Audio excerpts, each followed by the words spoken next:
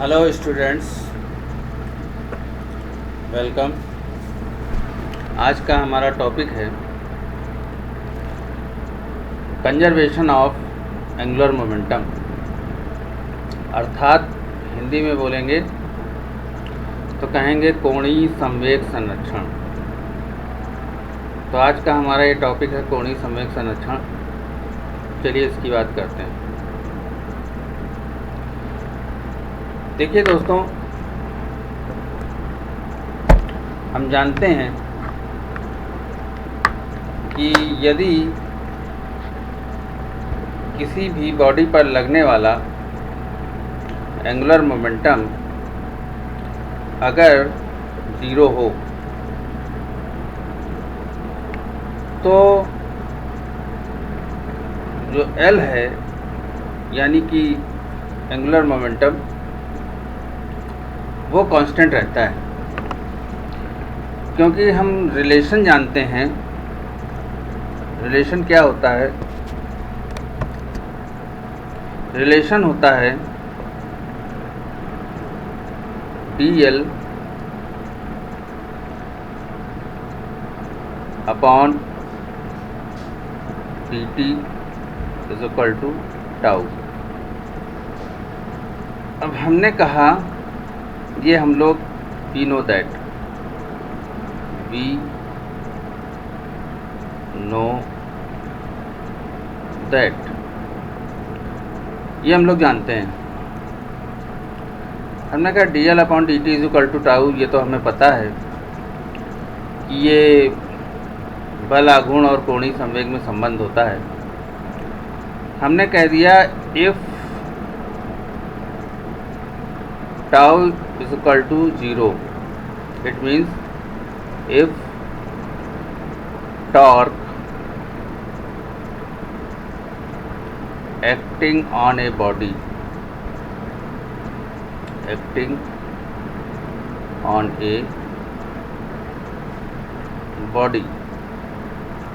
is zero, यानी कि किसी बिंदु पर किसी वस्तु पर लगने वाले बल आघूर्ण का मान अगर शून्य हो तो dl upon dt is equal to zero होता है।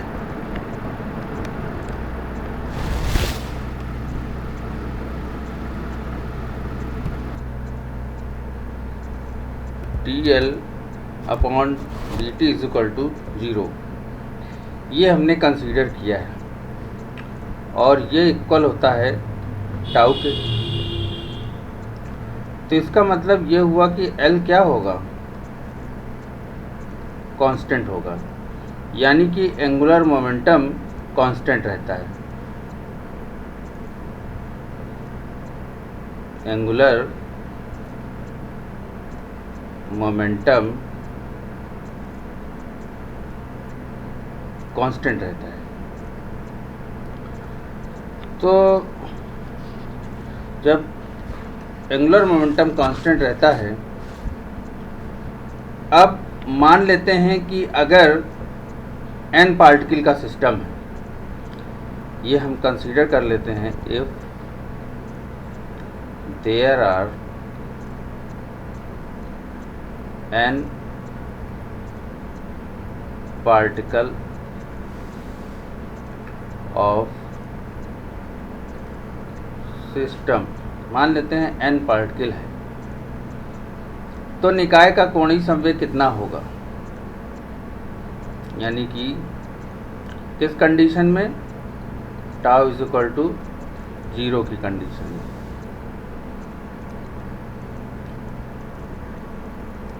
Tau is equal to zero की कंडीशन में हो जाएगा L1 प्लस L2, कहाँ तक? n पार्टिकल है, तो क्या होगा? कांस्टेंट होगा। इसका मतलब ये हुआ total angular momentum remains constant.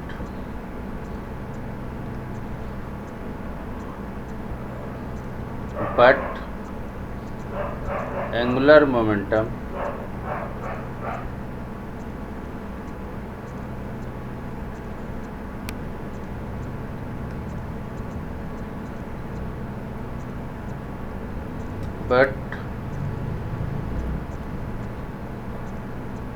angular momentum of individual particle may change.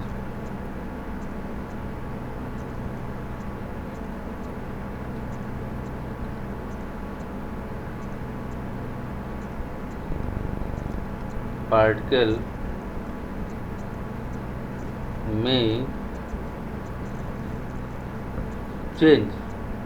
इसका मतलब ये हुआ कि निकाय का कुल कोणीय संवेग तो नियत रहेगा, परंतु प्रत्येक कण का कोणीय संवेग भिन्न भिन्न हो सकता है। निकाय का कोणीय संवेग तो नियत रहेगा, परंतु प्रत्येक कण का कोणीय संवेग भिन्न भिन्न हो सकता है। तो this is the topic of conservation of angular momentum. आप लोगों ने इसको समझ लिया होगा।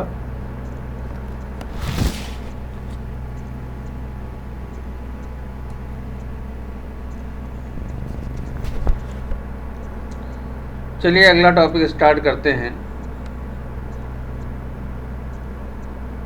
अगला टॉपिक है हमारा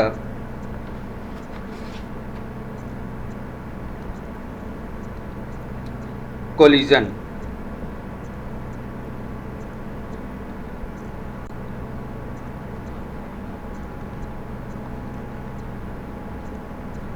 ये हमारा अगला टॉपिक है। कोलिजन होता क्या है कि जब दो पार्टिकल एक दूसरे की तरफ आ रहे हों, मान लो एक पार्टिकल ये है, दूसरा पार्टिकल ये है, ये एक दूसरे की तरफ आ रहे हों और ये टकरा जाते हैं, तो इसको हम लोग कोलिजन कहते हैं। इसको क्या कहेंगे? इसको हम लोग कोलिजन कहेंगे, टकराने पर। अब जब ये टकराते हैं, मान लो कि ये ए बॉडी थी और ये बी बॉडी थी, तो टकराने में क्या क्या होता है ज़रा उसको हम लोग देखते हैं। टकराने में क्या होगा ज़रा देखते हैं। नंबर 1, लीनियर मोमेंटम कंजर्व रहेगा। लीनियर मोमेंटम कंजर्व रहेगा, यानी कि रेखीय संवेग संरक्षित रहेगा। क्या संरक्षित रहेगा? रेखीय संवेग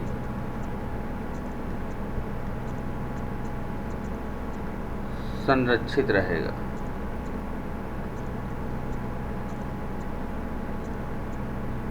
अर्थात momentum before collision is equal to momentum after collision. Momentum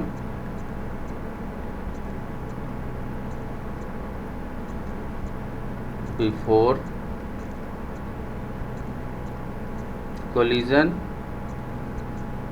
बराबर होगा मोमेंटम आफ्टर कोलिजन।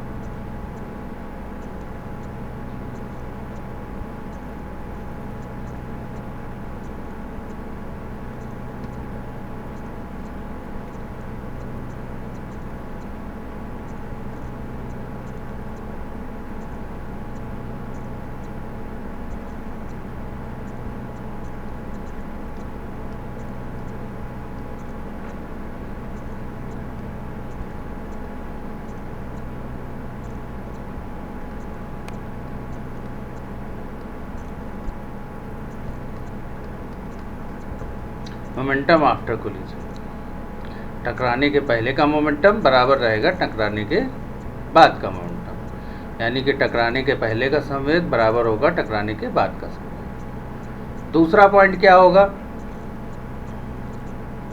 दूसरा पॉइंट होगा कि गतिज ऊर्जा संरक्षित रहती है, यानी कि काइनेटिक एनर्जी क्या रहती है, कांस्टेंट रहती है या कंजर्व रहती है। अर्थात काइनेटिक एनर्जी बिफोर कोलिजन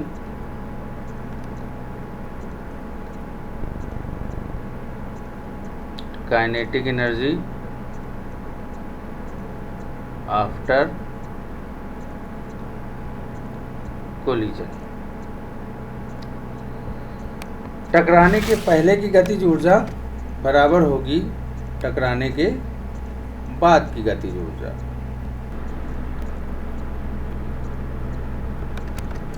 देखिए, कोलिजन हमारे दो प्रकार के कोलिजन होते हैं। कोलिजन दो प्रकार के होते हैं।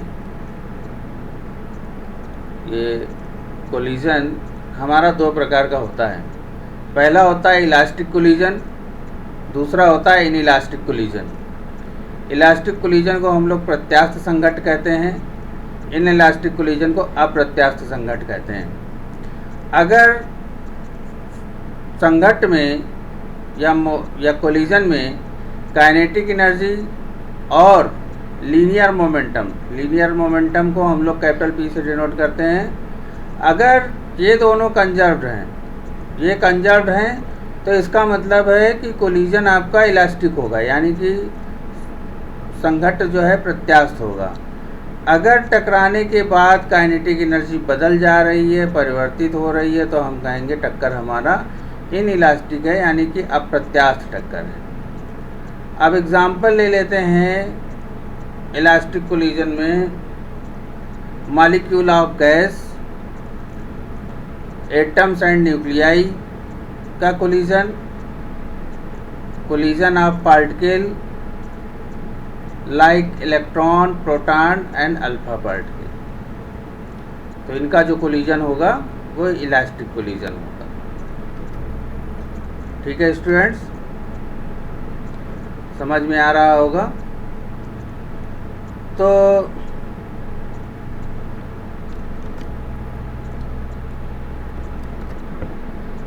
आगे बढ़ते हैं हम लोग अपने टॉपिक में।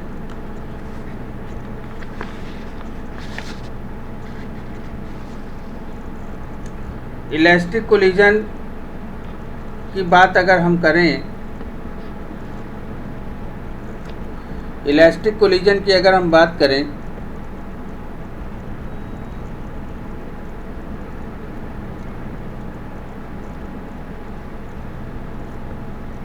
इलास्टिक को प्रत्यास्थ बोलते हैं,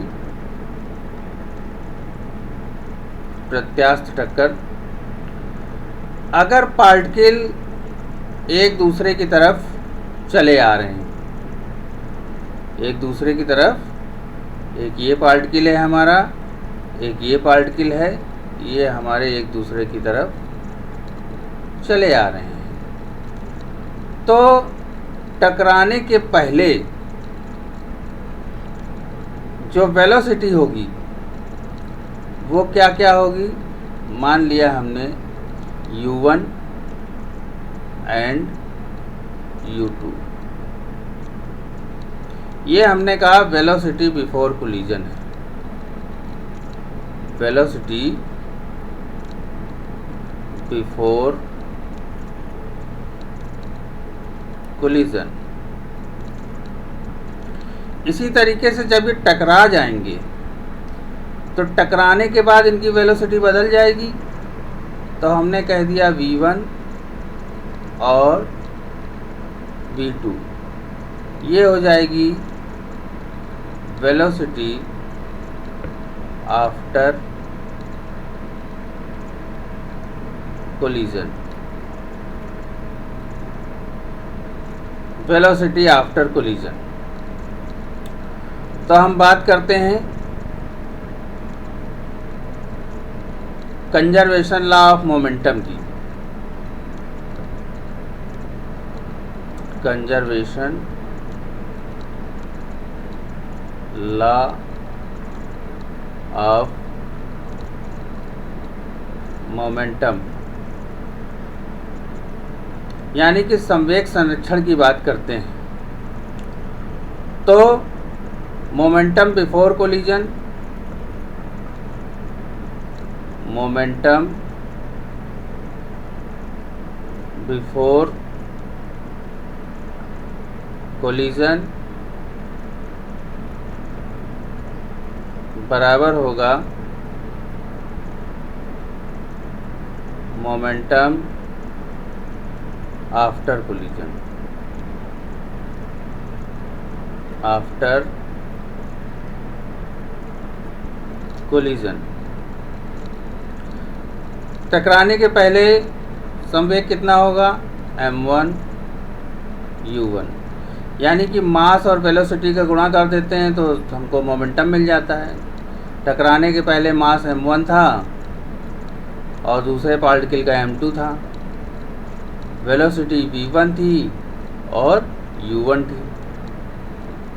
तो टकराने के पहले दोनों पार्टिकल का मोमेंटम ये होगा, और टकराने के बाद m1 v1 plus m2 v2, टकराने के बाद m1 v1 और m2 v2 हो जाएगा। इसको हम लोग बोलते हैं संवेग संरक्षण का सिद्धांत, यानी कि कंजर्वेशन लॉ ऑफ मोमेंटम। इसी को हम लोग संवेग संरक्षण का सिद्धांत कहते हैं। ठीक है, ये इलास्टिक कोलिजन के लिए था, इलास्टिक कोलिजन के लिए। अब कंजर्वेशन ऑफ एनर्जी की बात करें, इसी में conservation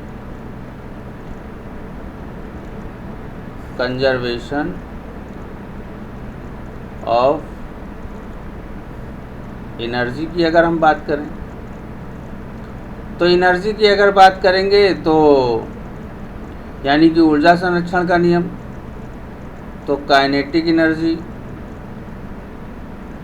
before collision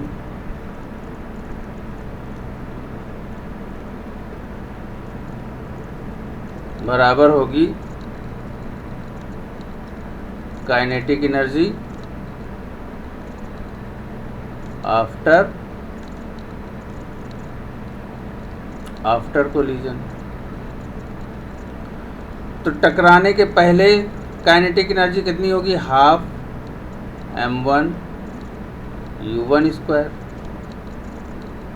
plus half m2 u2 square.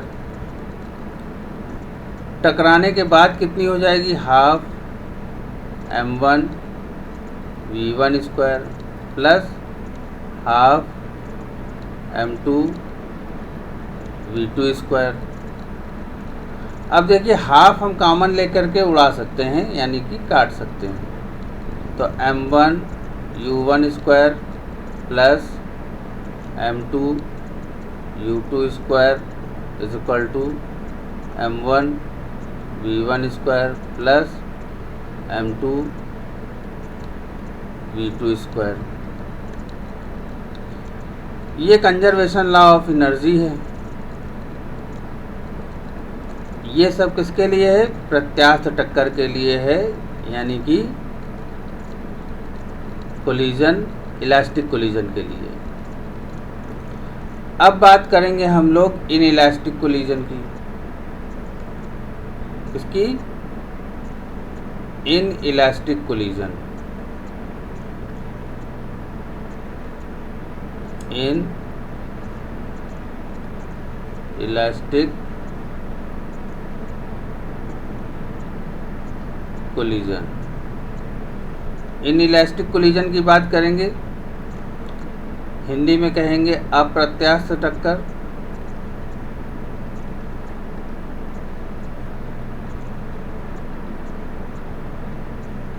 अप्रत्यास्थ टक्कर, तो पहला लॉ तो फॉलो करेगा।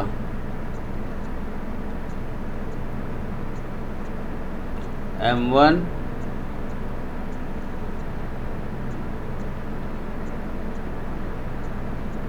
U1 प्लस M2 U2 बराबर होगा M1 V1 plus M2 V2। लेकिन जो काइनेटिक एनर्जी होगी वो टकराने के बाद बदल जाती है, यानी half M1 V1 square plus half टकराने के पहले जो एनर्जी थी वो थी U1 square M2 U2 square is equal to half M1 V1 square plus half M2 V2 square plus,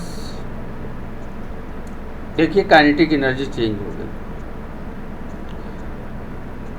पहले सिर्फ इतनी ही थी, बाद में देखिए इसमें E और ऐड हो गई।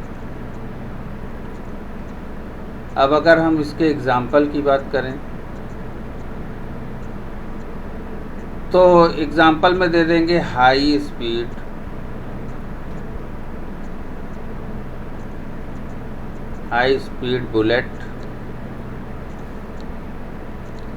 बुलेट इम्बीडेड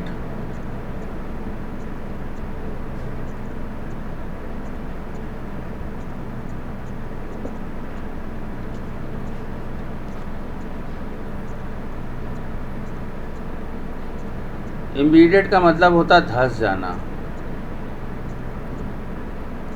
लॉग मीन्स होता लकड़ी का लट्ठा। हाई स्पीड गोली का लकड़ी के लट्ठे में धंस जाना। दूसरा एग्जाम्पल क्या लेंगे, high speed bullet goes through sand, goes through बालू में धंसना। हाई स्पीड गोली का बालू में धंसना, ये एग्जाम्पल हो जाएंगे अप्रत्यास्थ टक्कर के। समझ रहे हैं? तो आज के लिए इतना ही, मिलते हैं हम लोग नेक्स्ट लेक्चर में।